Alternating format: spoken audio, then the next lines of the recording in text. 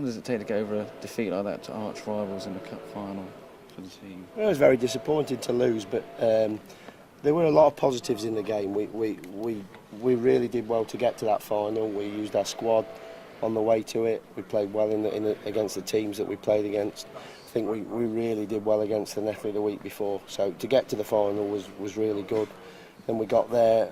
We made a few mistakes on the day that cost us tries. But on the whole, we thought we played a lot of rugby. We caused Leicester a lot of trouble, and they gave a lot of penalties away, which we don't quite think we got the reward from. So on another day, we could easily have won that game. But Leicester are a good team, streetwise, and they took their chances and they won the game, and fair play to them. Well, you spent a lot of time in the red zone in the second half and with little reward. Is that something you have to look at going forward?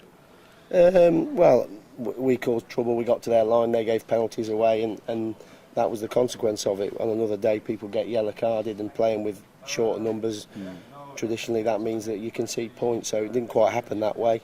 But we take a lot of positives out of the game, of the way we played. We've turned up for training this week, we've been positive, we've worked hard. The England players have come back in and given some of the lads a bit of a lift. And we've worked hard, looking forward to playing Wasps. So you've been saying to the England players your places aren't assured now that you're back? No one's guaranteed a place, especially if the person that's been playing in the team has been doing really well. It's going to be difficult to come back and walk straight into the team, but the lads that have been away with England, they're quality players, and they're playing with England because they're quality players, so they're always going to be valuable to you, and hopefully we'll get to use them in the next few weeks. Chris Ashton, of course, has questions about him playing again for Saints. What's his attitude been like back in training? Oh, we've been really pleased with him. He's turned up, he's been positive, he's had an input in the meetings, and he's trained really well, so he's held his hand up for selection this weekend. When you look at the Wasps side struggling with injuries and at the bottom of the table, do you feel you should target 5 points this weekend? You can never go into a game targeting 5 points. We're targeting to win the game, but we know, looking how Wasps have played in the last few games, they've been a handful.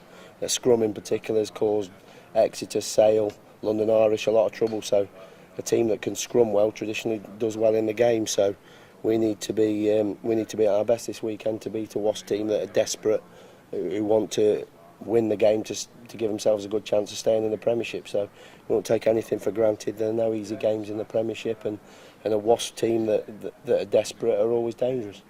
Do you still think top 2 is possible? Is that still a target for Saints?